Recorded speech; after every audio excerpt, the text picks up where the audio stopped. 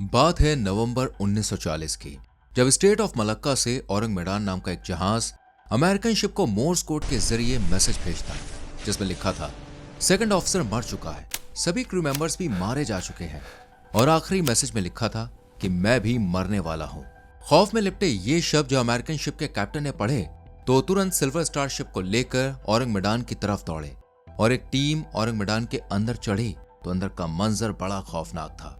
चारों तरफ crew members की जमी हुई बॉडीज पड़ी हुई थी और एक डॉग भी भौंकने की हालत में ही मारा जा चुका था। और सबसे अजीब बात यह थी कि सबके चेहरे पर एक डर बरकरार था, मानो उन्होंने मरने से पहले कुछ ऐसा देखा हो जो काफी ज्यादा खौफनाक था। लेकिन उन्होंने ऐसा क्या देखा? कैसे एक सही सलामत शिप डेड बॉडीज का अड्डा बन गया? कौन था वो सर्वाइवर जिसने बाद में पूरी कहानी बताई, जिसे सुनकर हर कोई दंग रह गया? दोस्तों, बात होगी आज the silent and ghost ship Ourang Medan की। लेकिन वीडियो को शुरू करने से पहले वीडियो को लाइक करें। Welcome to Creeping tales.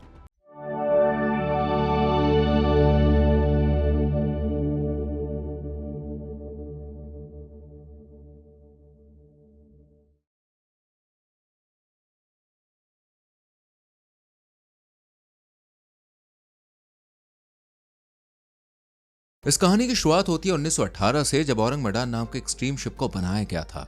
ये डच या नीदरलैंड का मालवाहक जहाज था जो एक जगह से दूसरी जगह सामान को लाने ले जाने में यूज किया जाता था। आज ये जहाज जितना मिस्टीरियस है उतना ही अजीब इसका नाम है, जिसमें आपको बता दें औरंग का इंडोनेशियाई भाषा में मतलब होता है मैन या आदमी। वही मैडन सुमात्रा का सबसे बड़ा शहर है। इसी तरह औरंग मैडान का मतलब हुआ मैन ऑफ मैडन। सब कुछ बिल्कुल सही चल रहा था और हर बार की तरह आज भी ये शिप गुड्स लेकर निकलती है और स्ट्रेट ऑफ मलक्का की तरफ पहुंचती है। ये एक पतली सी पट्टी है जहां से दर्जनों जहाज दुनिया के कोने कोने तक जाते हैं। इन्हीं में से एक औरंग मैडान भी था जो 1940 में साफ मौसम, सर्द हवाओं और समुद्र के हलचल भरे पानी को पार कर आगे बढ़ रहा था। और इसी रास्ते से अमेरिका और ब्रिटेन के भी कई जहाजों का गुजरना हो रहा था। पर तभी कुछ शिप्स पर एक अजीब सा मैसेज पहुंचता है, जिसका सेंडर था औरंग मैडान, जिसने मोर्स कोड फॉर्मेट में, दरअसल मोर्स कोड डॉट और डैशेस का एक पैटर्न होता है जिसका रिसीवर एंड पे डिकोड करके इंग्लिश पे सेंटेंस बनाकर आसानी से समझता है। यही डॉट्स डैशेस के कई मैसेजेस औरंग मैडान की तरफ से दूसरे शिप्स को भेजे गए, जिसका ट्रांसलेशन था SOS SOS। Steam ship Ourang Medan की तरफ से रिक्वेस्ट है कि शॉर्ट वेव्स वायरलेस वाले जहाज डॉक्टर से कांटेक्ट करें, वो भी तुरंत। इसके कुछ मिनट के बाद दूसरा मैसेज भेजा जाता है जिसमें लिखा था सेकंड ऑफिसर मर चुका है, क्रू के दूसरे मेंबर्स भी मर गए हैं, कोई मेडिकल एडवाइस नहीं चाहिए बल्कि हमें तुरंत मदद की जरूरत है। साथ ही औरंग मैडान ने लोकेशन भी भेजी और दूसरा मैसेज खत्म हो गया। और फिर आखिरी और तीसरा मैसेज आया, मैं मरने वाला हूं, जो शायद सेंडर ने अपने लिए लिखा था। लेकिन क्यों? क्या हुआ था औरंग मैडान के साथ? ये सवाल हर शिप पर मौजूद रेडियो ऑपरेटर्स का था, जिनके पास ये मैसेजेस पहुंचे थे। जहाजों ने औरंग मैडान से कांटेक्ट करने की बहुत कोशिश की, कई मैसेजेस भेजे, लेकिन अफसोस औरंग मैडान ने कोई जवाब किसी को भी नहीं दिया और चारों तरफ एक अजीब सा सन्नाटा पसर गया। इनमें दो शिप्स अमेरिकन थी, जिनमें पहली शिप का नाम था सिटी ऑफ बाल्टीमोर और दूसरी शिप का नाम था द सिल्वर स्टार। इसमें औरंग मैडान के सबसे करीब था द सिल्वर स्टार शिप। इसलिए सिल्वर स्टार के कैप्टन ने फैसला किया कि वो खुद अपनी टीम के साथ जाकर वहां के हालात का जायजा लेंगे। बस इसी सोच के साथ कैप्टन ने शिप का कंट्रोल संभाला और उस लोकेशन की तरफ वो निकल पड़े जहां से औरंग मैडान ने मैसेजेस भेजे थे। रास्ते भर कैप्टन के दिमाग में दो बातें चल रही थी कि शायद या तो औरंग मैडान जहाज डूबने की हालत में है या फिर उस पर हमला हुआ है, इसलिए उसने ऐसे खौफनाक मैसेजेस भेजे हैं। लेकिन सच इससे ज्यादा खौफनाक था। जैसी सिल्वर स्टार शिप औरंग मैडान के पास पहुंचा ना, तो ये देखकर बड़ी हैरानी हुई कि औरंग मैडान ना तो डूब रहा है और ना ही उस पर कोई हमला हुआ है, बल्कि शिप एकदम सही सलामत खड़ा हुआ था। लेकिन कोई भी हलचल नहीं थी वहां पे। पर जब टीम ने चिमनी की तरफ नजर उठाकर देखा तो वहां से कोई धुआं नहीं निकल रहा था, जबकि ये शिप स्ट्रीम इंजन बेस्ड थे। शिप एकदम खामोश था और ज्यादा खौफ फैला रहा था। यह देखकर सिल्वर स्टार के कैप्टन ने लाउड स्पीकर के जरिए औरंग मैडान से कांटेक्ट करने की कोशिश की, मदद का आश्वासन दिया, लेकिन अंदर से कोई भी आवाज नहीं आई। इसलिए अब कैप्टन ने अपनी एक टीम को औरंग मैडान के अंदर जाने का आदेश दिया ताकि ये पता चल सके कि आखिरकार शिप के अंदर अभी क्या हो रहा है। वहां के हालात कैसे हैं। ऑर्डर मिलते ही एक टीम फुल तैयारी के साथ औरंग मैदान के ऊपर चढ़ जाती है और जब डरते हुए कदम आगे बढ़ाती है तो उनकी सांसें थम गई, क्योंकि सामने क्रू मेंबर की बॉडी पड़ी हुई थी जिसकी हालत काफी ज्यादा अजीब थी, क्योंकि उसकी आंखें खुली थी, उसका मुंह खुला हुआ था, जबकि हाथ आगे की तरफ थे, मानो वो किसी को रोकने का इशारा कर रहा हो। और सबसे अजीब बात कि क्रू मेंबर के चेहरे पर एक अजीब सा डर था, मानो उसने मरने से पहले कुछ ऐसा देखा हो जो कि अननेचुरल और सस्पिशियस था। ये देखकर टीम आगे बढ़ी और कुछ कदम की दूरी पर उन्हें एक के बाद एक कई सारी बॉडीज मिली और सबके चेहरे पर वही अजीब सा डर मौजूद था, जबकि बॉडी अकड़ी हुई थी। कैप्टन भी शिप को कंट्रोल करने वाली पोजीशन में ही मरे हुए थे। इसी तरह रेडियो ऑपरेटर के पास जब टीम पहुंची तो वो भी अपनी आखिरी पोजीशन में था और उसके हाथ मोर्स कोड के की पर थे, जो इस बात का इशारा कर रहे थे कि रेडियो ऑपरेटर के मैसेज टाइप करते करते ही जान जो थी वो चली गई थी। क्रू मेंबर्स के साथ साथ एक डॉगी की भी जान वहां पे गई थी और वो भौंकने वाली स्थिति में ही फ्रीज हो गया था। उसकी आंखों में डर था, चेहरे पर दहशत थी और गुस्सा, जबकि मुंह भी उसका खुला हुआ था। सब बॉडीज की कंडीशन एक जैसी थी, लेकिन हैरानी इस बात की थी कि किसी की भी बॉडी पर चोट के निशान नहीं थे और ना ही वहां पर कोई ऐसी मारपीट कुछ की गई थी। ऐसा लग रहा था जैसे सबको किसी बात का कोई गहरा सदमा लगा हो और वो अपनी जगह पर मर गए हों। लेकिन वो सदमा या डर किस बात का था, ये जानने के लिए टीम फैसला करती है कि वो इस शिप को इसी कंडीशन में नजदीकी पोर्ट ले जाएगी और वहां अच्छे से इसे एग्जामिन किया जाएगा। इसी सोच के साथ टीम मेंबर्स शिप को रस्सियों से बांधना शुरू कर देते हैं, पर तभी शिप के निचले हिस्से में बने कार्गो होल्डर नंबर 4 से अचानक धुआं निकलने लग जाता है। ये धुआं काफी हल्का था, लेकिन कुछ सेकंड्स बाद ये तेजी से बाहर निकलने लगा। अभी टीम इसे शांत करने के बारे में सोच ही रही थी कि देखती है कि ये धुआं आग का रूप लेने लगा, जिससे टीम भी सन्न रह गई और अपनी जान बचाने के लिए तुरंत ही शिप से उतरकर छोटे शिप में पहुंच गए। और ऐसा करते ही औरंग मैदान में आग का शोला फड़क उठा और एक जोरदार धमाके के साथ पूरा शिप ब्लास्ट हो गया, मानो शिप नहीं चाहता था कि उसे पोर्ट पर ले जाकर इन्वेस्टिगेट किया जाए। इस भयानक विस्फोट के साथ औरंग मैदान के परखच्चे उड़ गए और शिप के कई पार्ट्स उड़कर दूर दूर तक गए, जबकि शिप समुद्र की गहराई में समाने लगा। और इसी खौफनाक वारदात के साथ ही सभी बॉडीज औरंग मैदान से जुड़े राज और अजीब सी दहशत समुद्र की गहराई में दफन हो गए। लेकिन उससे जुड़ा एक भी सबूत टीम के पास नहीं था जिससे वो दुनिया को बता सके कि औरंग मैदान नाम की शिप के साथ ऐसी वारदात हुई है। लेकिन हाँ, चश्मदीद गवाह जरूर थे जिन्होंने लोगों को इस कहानी के बारे में बताया, लेकिन ठोस सबूत ना होने की वजह से कई लोगों ने इसे एक मनगढ़ंत कहानी कहा, जबकि कुछ के लिए ये चर्चा का विषय बन गए। और समय दर समय इस जहाज से जुड़ी अलग अलग कॉन्स्पिरेसी थ्योरीज सामने आने लगी। कुछ रिसर्चर्स ने दावा किया कि औरंग मैदान नाम का कोई भी जहाज ऑफिशियली रजिस्टर्ड नहीं था, और ये सच भी था। दरअसल लॉयड्स शिपिंग रजिस्टर में दुनिया के हर जहाज का रजिस्ट्रेशन रिकॉर्ड मिलता है, लेकिन यहाँ भी औरंग मैदान नाम की किसी जहाज की कोई खैर खबर नहीं लिखी थी। इसलिए ये औरंग मैदान नाम की कहानी फर्जी लगने लगी थी, लेकिन सच इसके बिल्कुल ऑपोजिट था। कई रिसर्चर्स ने दावा किया कि जिस समय जहाज डूबा वो वर्ल्ड वॉर 2 का टाइम था, जिस दौरान कई नामों को फर्जी नामों से चलाया जाता था। इसलिए औरंग मैदान का नाम रिकॉर्ड में दर्ज नहीं हुआ। ये भी हो सकता है कि इस शिप का यूज इलीगल एक्टिविटीज में किया जाता हो, इसलिए इसे ऑफिशियली रजिस्टर ना करवाया गया हो। और ये थ्योरी कुछ समय बाद सच होती हुई नजर भी आ गई। दरअसल इस जहाज को लेकर डच न्यूज़पेपर में एक आर्टिकल छपा था जिसमें उन लोगों के इंटरव्यूज के बारे में बताया गया था जो पहले कभी औरंग मैदान शिप में काम करते थे। इन्हीं इंटरव्यूअर्स ने दावा किया था कि इस जहाज का इस्तेमाल स्मगलिंग और इलीगल एक्टिविटीज में किया जाता था। यही वजह थी कि इसका कहीं भी रजिस्ट्रेशन रिकॉर्ड नहीं मिलता है। ये सुनने के बाद इन्वेस्टिगेटर्स ने औरंग मैदान के ओनर के बारे में जानकारी जुटाना शुरू कर दिया, लेकिन कहीं भी ओनर का नाम सामने नहीं आया।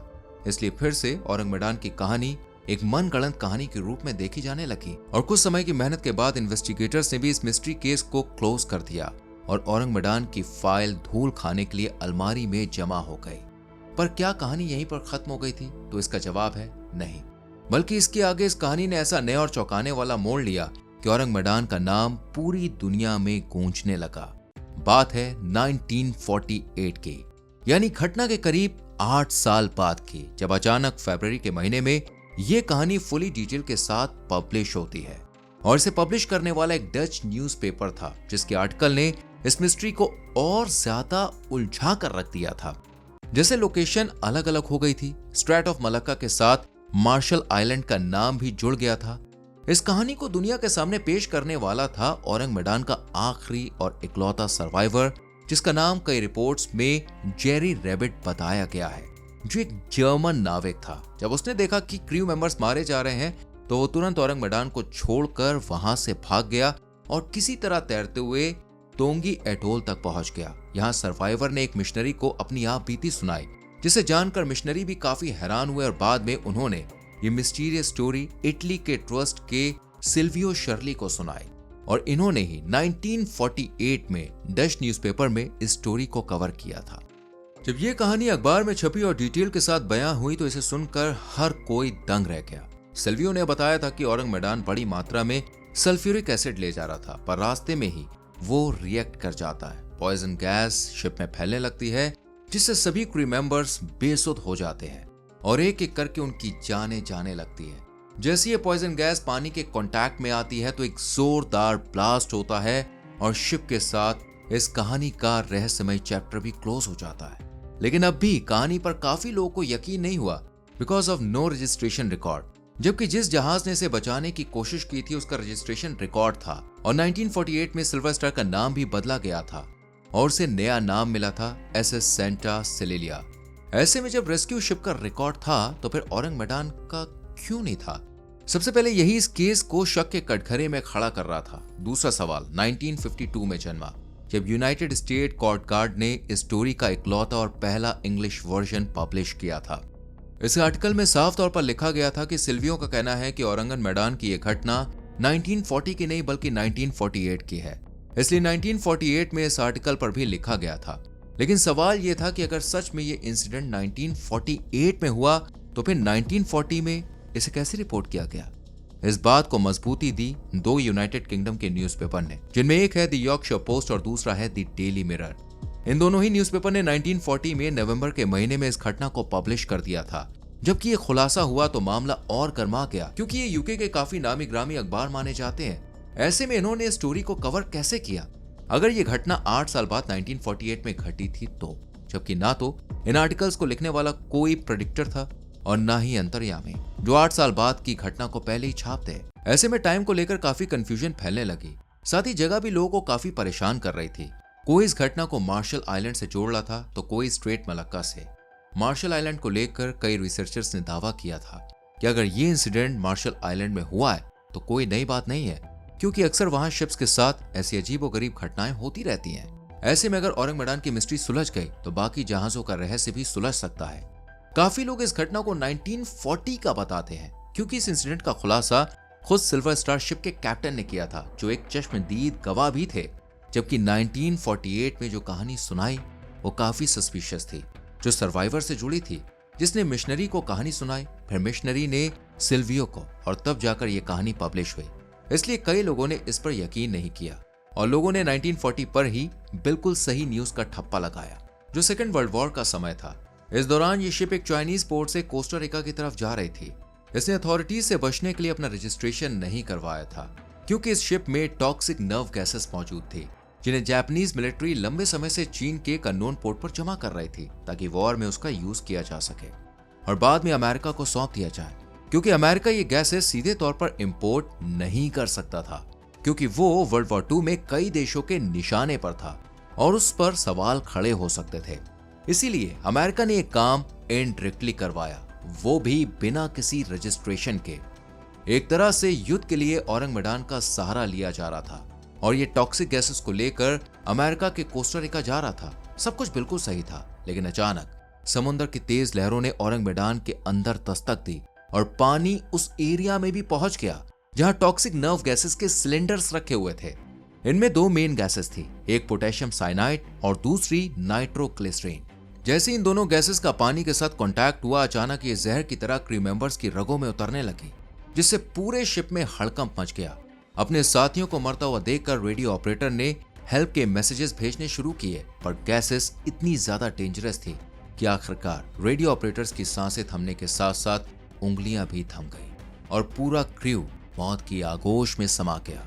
लेकिन घटना से पहले जो खौफ उन्होंने महसूस किया वो अब भी उनके चेहरे पर साफ देखा जा सकता था। भले इनकी जान जाने का कारण पता चल गया हो, लेकिन अब भी इस शिप से कई सवाल जुड़े हुए हैं, जैसे इसकी टाइमिंग, इसकी लोकेशन और वो खौफनाक वारदात जो इस औरंग को और ज्यादा मिस्टीरियस बनाती है। इसलिए आज भी इसे घोस्ट शिप, साइलेंट शिप और मिस्टीरियस कहकर पुकारा जाता है। आपका इस शिप के बारे में क्या सोचना है, क्या कहना है, आपको क्या लगता है ये सच है या फेक है, कमेंट में जरूर लिखें। वीडियो को लाइक और शेयर करें और चैनल को सब्सक्राइब करके बेल आइकॉन प्रेस करें, जिससे आने वाली वीडियोस आपसे मिस ना हो। मिलते हैं अगली वीडियो में।